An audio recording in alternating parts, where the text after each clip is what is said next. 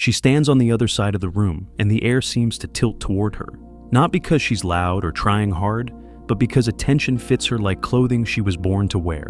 Men drift closer, pulled by something they can't name, and she handles their interest with practiced ease. It feels natural, almost magical, but beneath that smooth surface is a skill. Polished so well, it looks like pure charm. When you finally find yourself in her orbit, the effect is immediate. Within minutes, you are convinced that you've become the highlight of her night.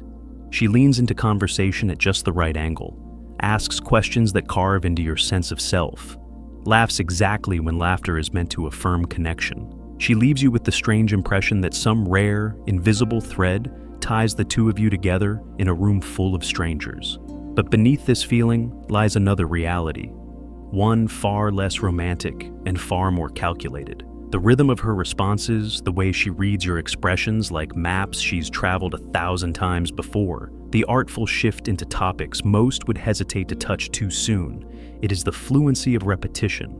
Where most men see rare chemistry, what they are witnessing is the residue of experience, a choreography performed so often that it no longer trembles with the risk of vulnerability. The tragedy is that men confuse routine for destiny. They believe they have stumbled into something extraordinary, when in truth, they are watching a play rehearsed to perfection. A woman too comfortable in the realm of rapid intimacy has lost something essential, the protective hesitation that signals authentic caution.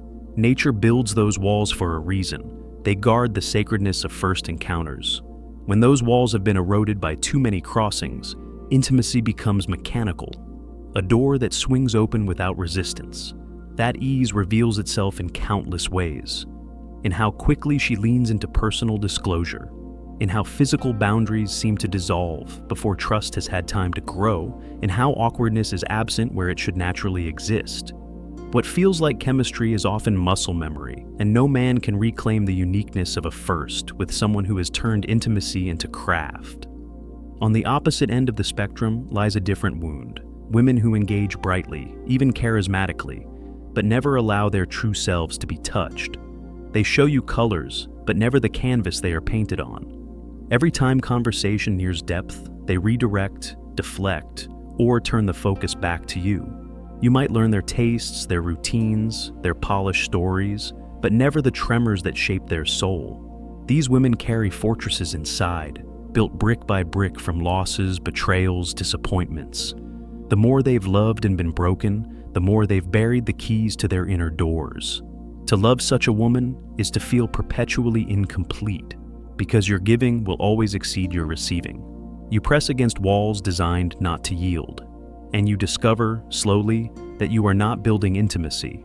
You are pacing a hallway where every important door is locked, no matter how much time or devotion you spend. Another sign emerges in the network she maintains.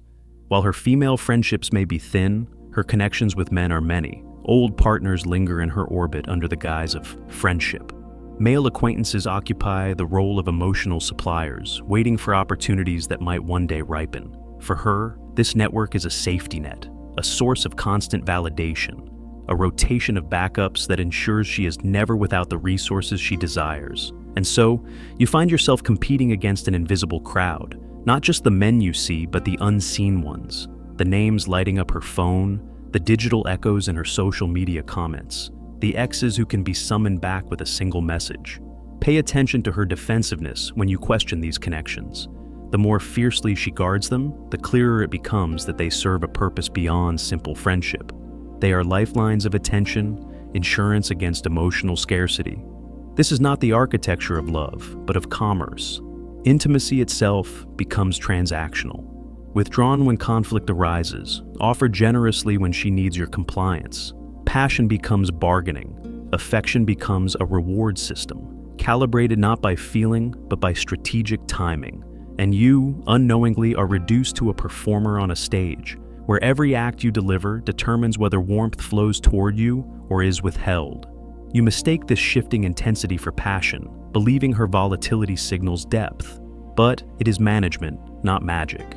Genuine love does not tally performances, nor does it place intimacy behind levers of control. Her knowledge of men can feel uncanny, as if she reads your soul on the first encounter. But what feels like rare understanding is often the byproduct of observation, not empathy. She knows which tones, which pauses, which tears will activate your protector instincts. She understands the rhythms of withdrawal and return that create the addictive bond psychologists call intermittent reinforcement. She knows how to engineer storms so that you'll feel grateful for her calm, and you interpret this manipulation as fate. But genuine knowing grows only from shared vulnerability. It is not a technique, not a strategy, but a fragile unfolding of two lives daring to reveal their flaws without defense. As you move deeper, more signs surface. Notice her casualness with the past. Sacred stories of intimacy spill out, as though they were mere anecdotes, like weekend plans told over coffee. You begin to realize that what you thought were private chambers are, to her, hallways traversed too many times to be special. When you protest, she calls it insecurity. What you feel as betrayal, she frames as your weakness. A pattern reveals itself. Each relationship in her history tells the same tale. The lightning strike of initial passion, the flood of intensity, the intoxicating peak that arrives too soon, followed inevitably by collapse. Each ending is draped in external blame. Partners who were flawed, circumstances that interfered, timing that betrayed, never self-examination, never acknowledgement of the habits that replay the same story. It is not just in real life that these patterns appear, but also in the digital stage of modern existence. Scroll through her social media, and you will see carefully curated bait.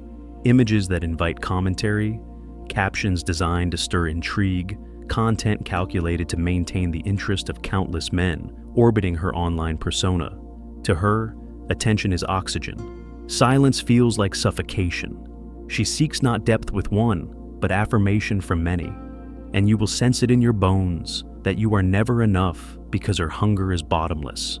The likes, the comments, the messages, they are substitutes for intimacy she can no longer access. She mistakes validation for love and attention for devotion, and the consequence is that she cannot anchor herself to one man when the chorus of many is always humming in the background. Over time, another tragedy becomes visible. Her capacity for deep connection has atrophied, like a muscle unused. After too many cycles of shallow beginnings and bitter endings, she cannot plunge into the slow work of genuine intimacy. She substitutes drama for depth, volatility for passion, novelty for growth. What seems vibrant at first eventually reveals itself as hollow repetition. You will feel it as a ceiling, a limit you cannot break no matter how much of yourself you pour in. And when she speaks of commitment, notice the mirage. She describes herself as someone seeking depth, but her actions contradict the words. Standards shift like moving goalposts. No man ever fully qualifies. Past wounds are brandished as perpetual reasons why she cannot risk the leap. Independence is her disguise, but it is not freedom. It is avoidance in elegant dress. These avoidance patterns carry into conflict as well. Where a woman tested by true commitment learns compromise, resilience, and the art of working through storms, she has mastered only the opening acts of romance. She shines at beginnings, but falters in the maintenance. When real life requires cooperation, financial harmony, planning for the future, weathering ordinary struggles, her skill set dissolves. She has been trained by repetition in the adrenaline of newness, not the endurance of love. This turns relationships into competitions rather than sanctuaries. You are not cherished for who you are. You are compared against ghosts of the past and possibilities of the future. You are measured, scored, evaluated in a private ledger where your uniqueness matters less than your rank. Such comparison shopping is not love. It is consumerism masquerading as intimacy. Even intimacy itself may feel scripted. It does not flow from spontaneous desire, but appears at strategic intervals, deployed to maintain balance when tension threatens the structure. You feel its weight, sense its artificial timing, recognize that desire has been replaced by protocol. And in this awareness, a quiet sadness grows, because love should never feel like management. Worse still, you may find yourself shouldering the entire burden of emotional labor. You learn her moods, anticipate her storms, patch the cracks, soothe the anxieties, all while receiving little of that energy in return. What begins as devotion slowly corrodes into exhaustion. You are not her partner, but her stabilizer, not her equal, but her caretaker. Such arrangements rarely collapse dramatically. They wither, they drain. And when you realize the imbalance, years may already have passed, stolen quietly by the belief that more giving would eventually unlock reciprocity. Even the future remains an illusion. Conversations about lasting plans dissolve into evasions. Shared goals are avoided, postponed, dismissed. Life becomes a perpetual present tense, never reaching the depth of real partnership. And you, despite your hopes, remain a temporary passenger on a road that leads nowhere. These patterns are not accidents. They are ingrained frameworks, forged through repetition. They shape how she approaches every new bond, regardless of your quality or your devotion. And unless confronted deliberately, such patterns rarely change. Love alone does not heal them. Hope alone does not erase them. Men fall most deeply when they confuse exception with rule. They believe their love will be the turning point, the one that finally transforms the script. But history, left unchallenged, repeats itself with mechanical precision. The wisdom lies in recognition. To see clearly is to protect your heart before it is consumed. This clarity is not cruelty, it is self-preservation. For just as you would not walk into a house whose beams are cracked and whose foundation has been eroded, so too must you be cautious when entering a heart whose patterns have been shaped by erosion and repetition. The world whispers that love conquers all, but philosophy teaches a different truth. Love cannot conquer what the will refuses to change. And so, if you value your peace, your growth, your longing for a bond that is genuine and enduring, you must learn to see these signs not as judgments, but as revelations. Because the greatest tragedy is not in losing her. It is in losing yourself, piece by piece, while mistaking her patterns for passion and her wounds for destiny. Every journey of self-discovery reaches a point where silence speaks louder than words, where solitude feels warmer than applause, and where the meaning of life stops being a puzzle and starts being a quiet recognition. The battles with desire, fear, and illusion are not meant to make us perfect, but to strip away what was never truly us. What remains is not a mask or a role, but something raw, unshakable, and timeless. To walk with this awareness is to no longer chase after shadows or beg for belonging, but to stand as your own foundation. And in that stillness, life reveals itself, not as something to conquer or escape, but as something to experience fully, with the clarity of one who has finally learned to see.